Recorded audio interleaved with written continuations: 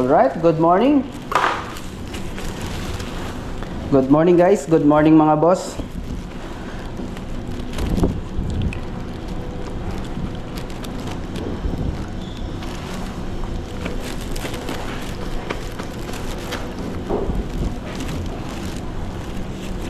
So ayun, for today's video natin, magbigay tayo ng tips or idea sa mga gusto magtrabaho cruise ship.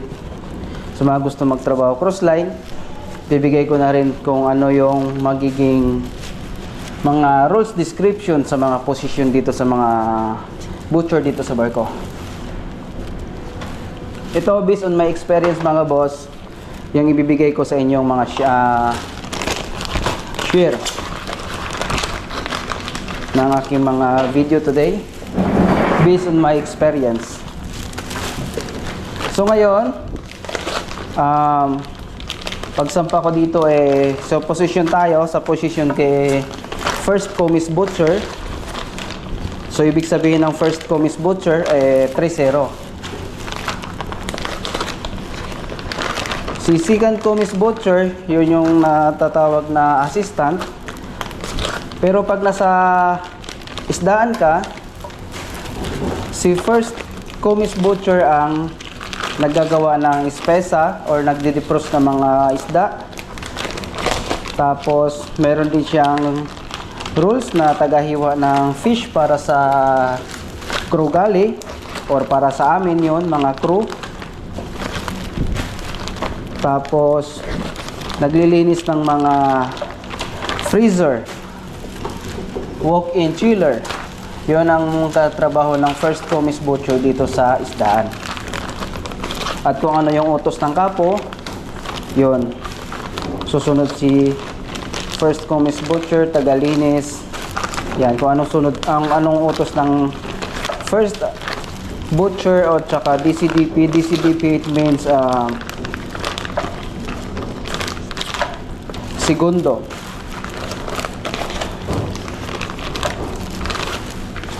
Kasi sa butcher mga boss, sa karnihan, ang trabaho ni first commis tsaka ni second commis butcher ay halos parehas lang, walang pinagkaiba. Pag nasa karnihan kayo ma-assign at sa manukan. Kumbaga ikaw yung assistant. So dito, sa kalagayan ko dito ngayon, dito ko sampa sa nasa isdaan ako na-assign. So ito talagang alternative restaurant na tinatawag dito sa cruise ship. Itong ginagawa ko ngayon ng mga menu, ang humahawak nito ay ang DCDP or yung segundo. Trabaho niya to mga boss. Nasa roles description yon. Pero ang nangyayari kasi mga boss, yung segundo dito, first timer, hindi alam ang gagawin. Pinahawak niya sa kanya to, pero sumablay. Ngayon, pinahawak sa akin itong trabaho na to. Pagdating ko dito, nagtiwala sa atin yung aking kapo sa ating trabaho na maayos naman tayo magtrabaho. Wala naman tayong sumasablay tayo mga boss minsan, pero kasi wala naman perfecto sa ating mga tao empleyado lang tayo Minsan nakakalimot tayo sa ating mga ginagawa. Normal yun, minsan may malilimutan tayo. Normal sa atin yun, wala naman perfectong tao, di ba? So ito sa sitwasyon ko dito, ako yung humawak ng alternative restaurant dito. So itong ginagawa ko, ito yung sa Sabatini restaurant. Ang mga restaurant dito na hinahawakan ko mga boss, Sabatini, Crown Grill, Catch by Rudy, at saka Umalis. Tapos pag maaga ako natatapos sa aking mga gawa, ayun, nag-aayuda ako. Ibig sabihin ng ayuda, tumutulong ako sa main galley.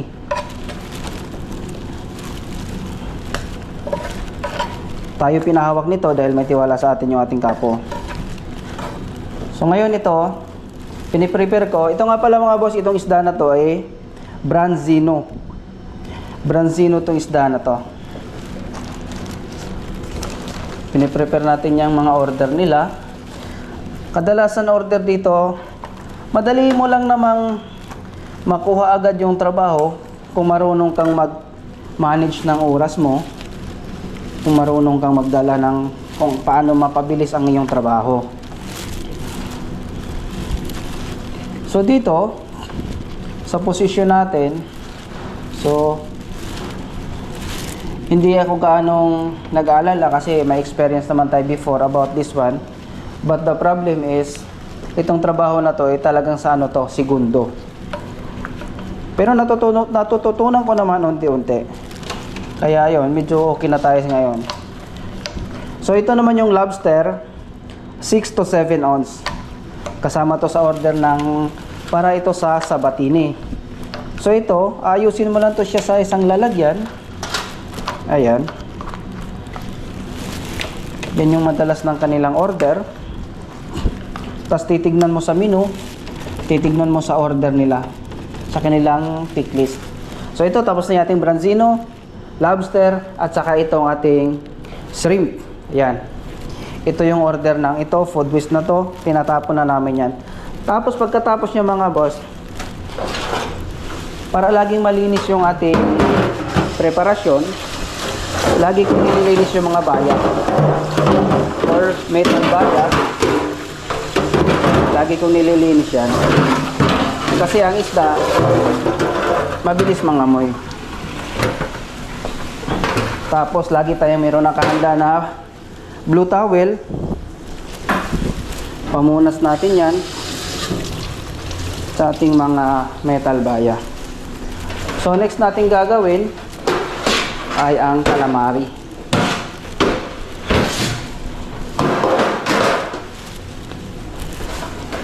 Ayun.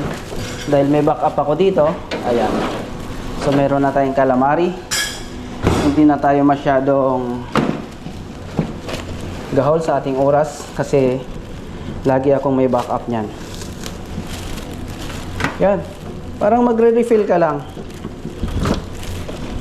So ngayon, pinakita ko lang sa inyo talaga kung anong mga roles description ng trabaho dito bilang butcher sa mga crossline. Pero nakadepende sa company yun mga boss kung ano yung mga roles description nila. Pero dito sa amin, trabaho talaga to ng isang DCDP butcher.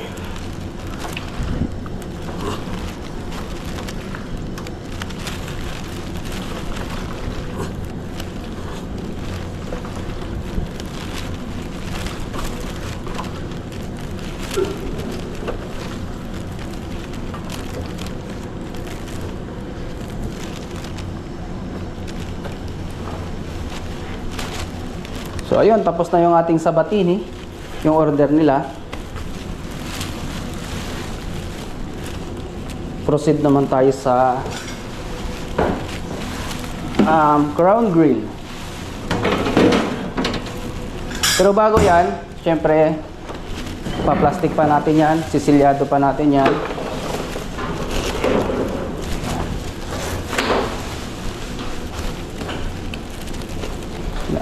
Binabalot natin ng maayos yan para yung temperatura ng isang item nasa maayos.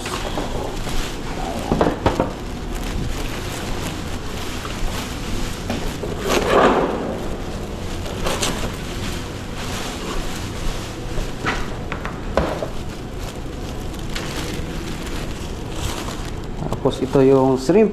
Yung shrimp mga boss, dito may mga iba-ibang size. Itong ginagamit ko sa Sabatini, medyo malaki siya. Ito yung tinatawag na 1620. Yung number niya nito.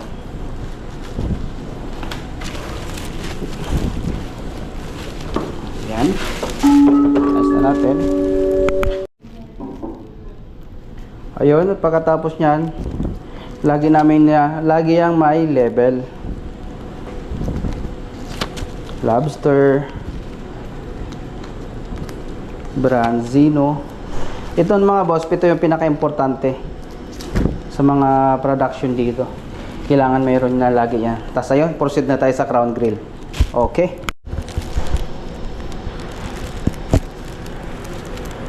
Okay, dito naman tayo sa Crown Grill, lobster 7 ounce. Yan lang din naman ang order nila. So, kakamada ko lang to dahil nakagawa na ako ng pang escorta or advance. Nakapag-advance na ako kasi para mabilis ang trabaho. Ayan, umorder sila. Kakamada ko lang dito ulit yan sa Bayantina, sa medium baya. Ayan. Kung iisipin natin, madali lang ang trabaho dito. Pero kung nandito na kayo aktual, mahirap naman talaga sa umpisa. Masasabi mo lang mabilis, pero kasi nakikita mo. Pero pag ginagawa mo na, mahirap pala. Ang matagal nito sa pagbukas kasi ng lobster, matagal kasing gawin to mga boss kasi gugupitin mo pa siya, ibubuka, tapos ilalabas mo yung kanyang meat. Sarado pa kasi ito mga boss, ito halimbawa nito kasi hindi naman dumadating to na bukas. Ito, gugupitin naman yan dyan, tapos pipress mo yon dito, lalabas mo yung karne niya, tas yun na. Masakit sa kamay pag ano to sa lobster gawa ng kanyang mga matatalas dito.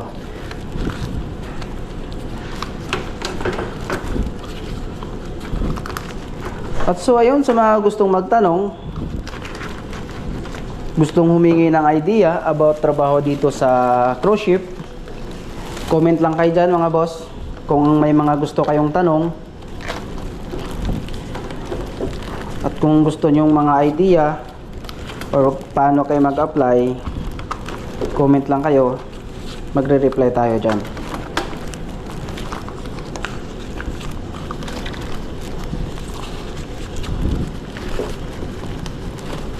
Tapos bilang first commis butcher, pag nasa karnihan naman kung sa karnihan ka naman na-assign, ang trabaho mo naman doon ay halos parehas lang ng second commis. Nakadepende na lang sa'yo yan kung tutulungan mo si second commis kasi mas ahead ka sa kanya ng isang step.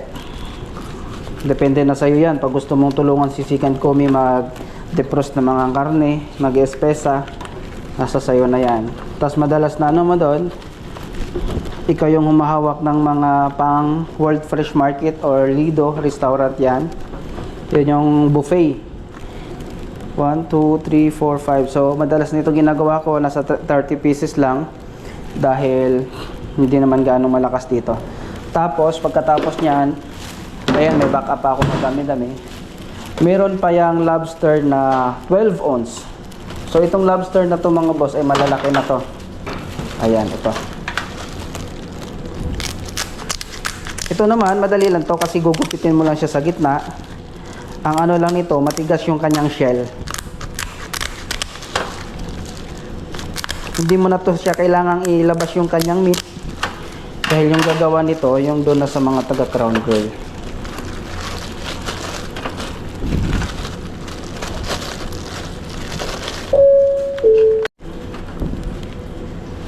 So ayun, ito yung 12 ounce na lobster. Napakalaki, di ba? Ayan. Compare mo siya sa 7 ounce. Maliit lang. Tingnan nyo yung shell niya.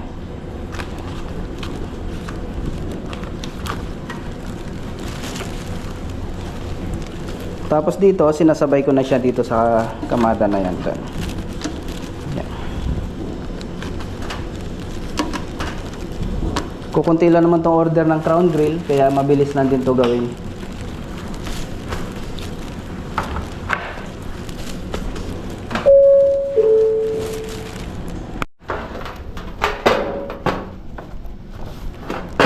So ayun, tapos na yung ating lobster, 12 ounce saka 7 ounce, 6 to 7 ounce level na tayo. Yan.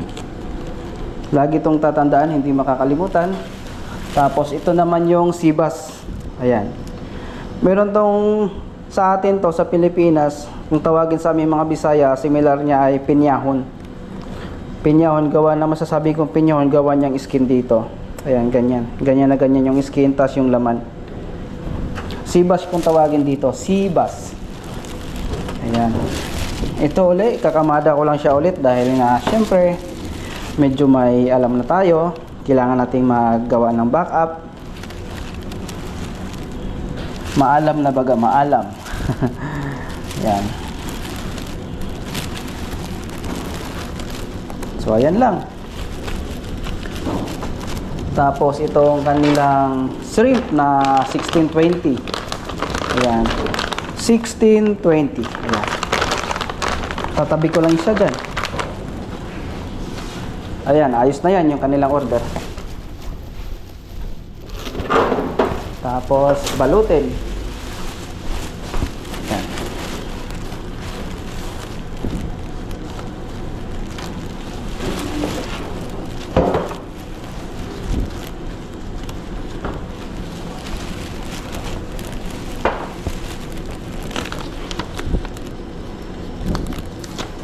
Ayun na. All goods na yung ating crown grill saka sabatini, tapos na. So ngayon, proceed naman tayo sa The Catch by Rudy. Marami-raming items yun. Mga 11 to 12 items yung gagawin ko ron. Pero may mga backup naman ulit ako. May mga eskorta akong gawa. Kaya tuloy-tuloy lang tayo. Alright. So ayun. Okay. Ito na yung ating mga isda.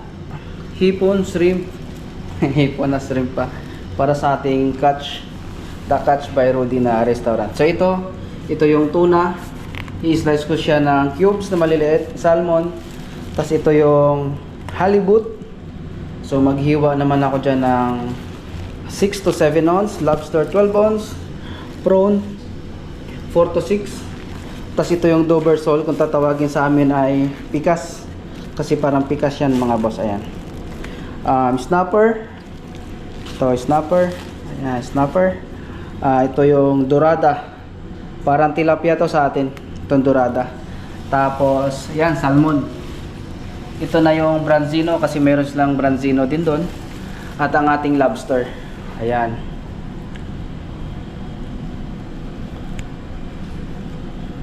Kaya yun, umpisa na natin. Alrighty. So ayun, umpisahan na natin. Ito, maliliit lang to siya. 4 to 5 ounce lang to siya kalaki. Ayan. Lobster. Ganun lang ulit. Ayusin ko lang sa isang medium buyer. Dahil gawa ko na siya. Dahil kailangan dito may diskarte. May diskarte sa trabaho. Para mapabilis ka, maayos, at pulido. Ganon dito sa barko. Trabaho dito sa barko, pabilisan. Hindi puro purma lang. Dahil puro purma ka lang dito, tinatawag ka ritong kamote. Or kupal. Yung madalas na salita. Kupal ka dito pag kilos mo mabagal ka rito. Petex ka lang baga.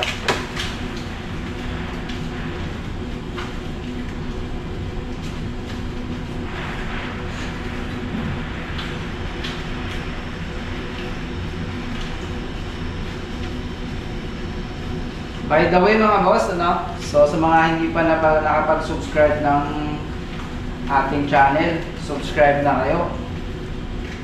At maraming salamat, lalong-lalo na sa mga sumusuporta.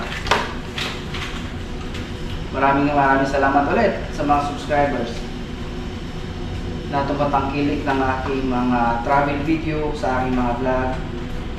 Maraming salamat sa inyo mga boss.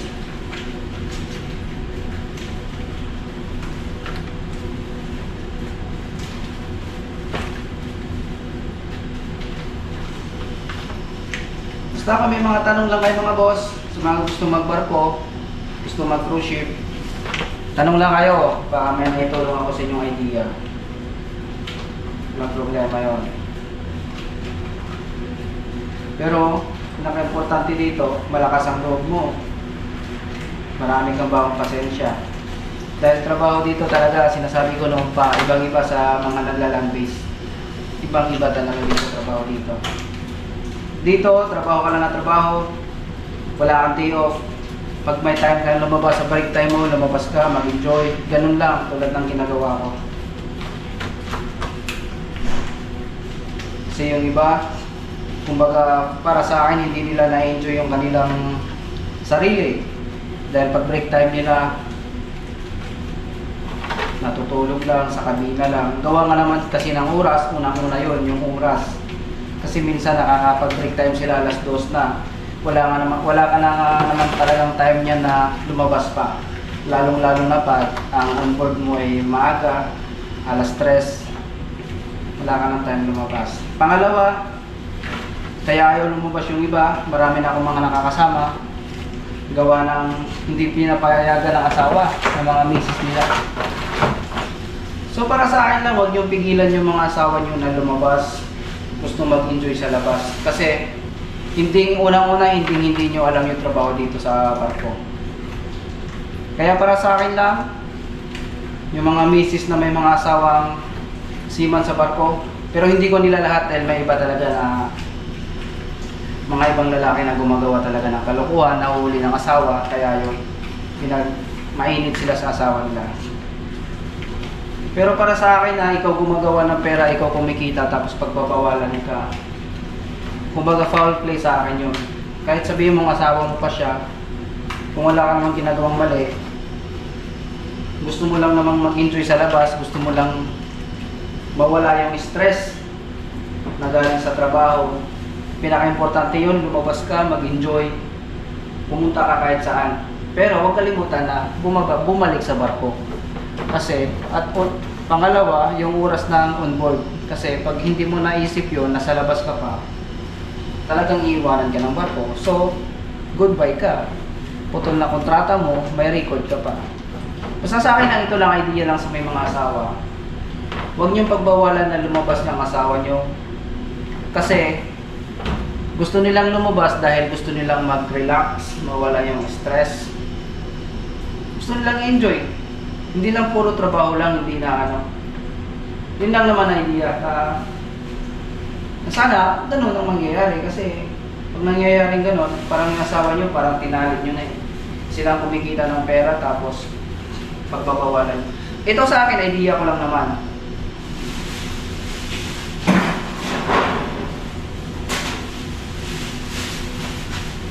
Idea lang at payo sa mga ganun.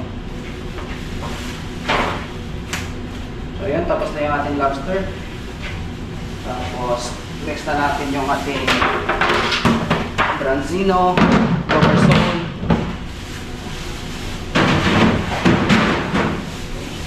Basta kailangan dito, trabaho, mabilis. Para pag gusto mong lumabas, makakalabas ka. Kaya ako, binibilisan ko lagi trabaho ko. Dahil gusto ko, nasa labas ako. Pag may break time, pag may oras. So ito na yung Dover sole. Ayan na yung Dover sole mga boss. Tawag sa amin ito Bisaya Pikas. Yung itsura niya, pares na ng itsura ng halibut. Kumbaga, ganito lang siya kalahati. So ayan, Dover sole natin. Kakamada ko lang uli kasi nga syempre gawa na natin. Tapos, snapper. Ayan. Ito yung karne ng snapper.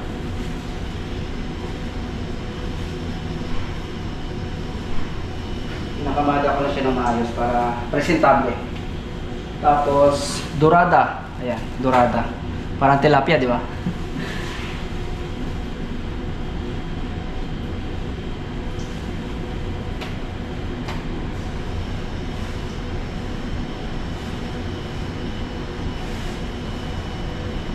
Okay, goods.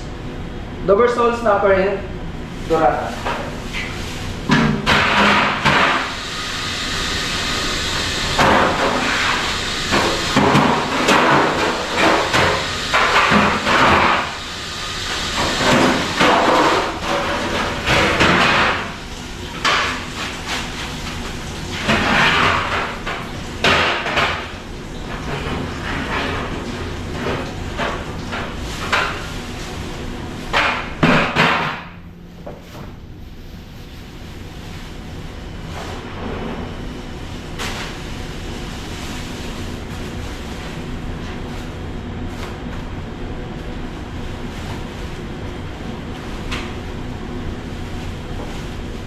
Okay, tapos na. Next natin, prone 4 to 6. Ito yung prone natin, 4 to 6. Ayan, wala na tong ano kasi tinanggalan ko na rin siya ng mga legs. Tapos next na natin yung ating lobster, 12 ounce.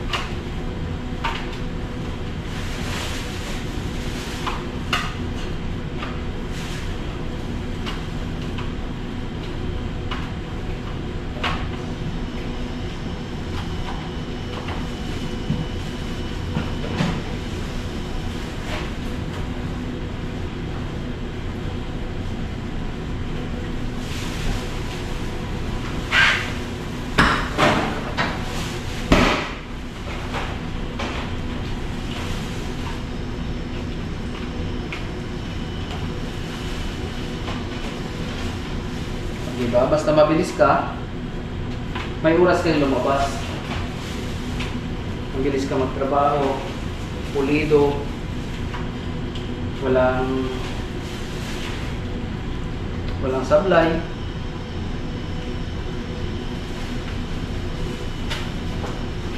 Okay.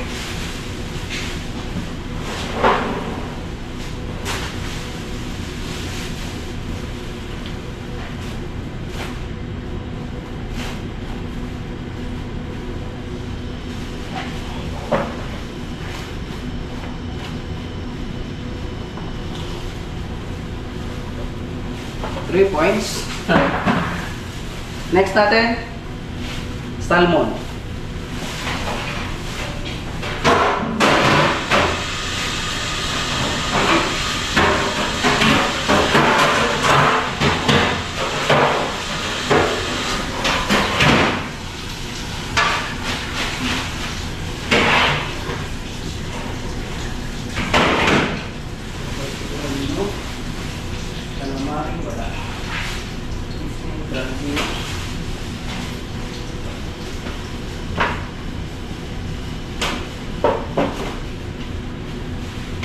Okay, so ito naman, branzino.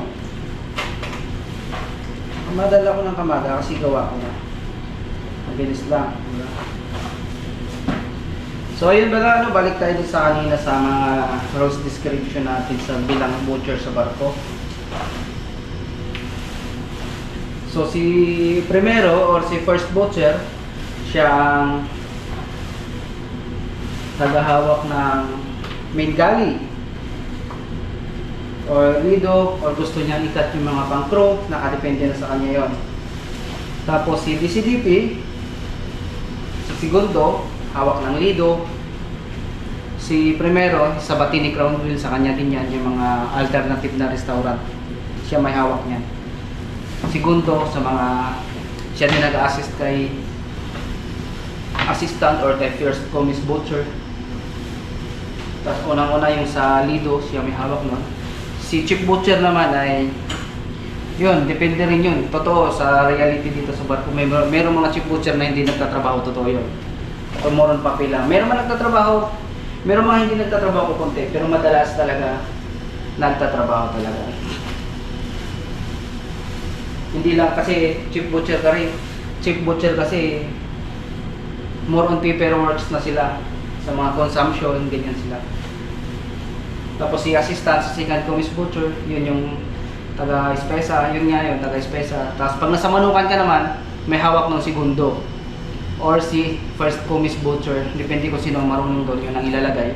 Tapos partner niya si assistant. Laging dalawa yun sa manukan, sa karnihan laging 5. Chief butcher, first butcher, DCDP, first commis or assistant, or second commis, or dalawa second commis, isang DCDP, isang primero, Isang chief butcher. Sa isdaan, isang primero, yun yung first butcher.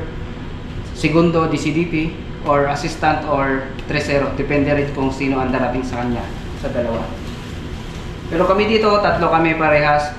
Primero, segundo, tresero. Ako tresero, ako may handle ng mga pang-alternative na restaurant. Okay, ayan, tapos na rin ang ating halibut, ang ating salmon. So ito na lang ang cubes nito, hindi ko pa magawa dahil nga frozen pa siya. So ayun lang mga boss. Maraming salamat. Maraming salamat sa inyo, sa mga nanonood, syempre sa mga nag-subscribe, like sa aking channel. At muli, kita-kita ulit tayo sa ating mga susunod na video. See you next time mga boss. Ciao!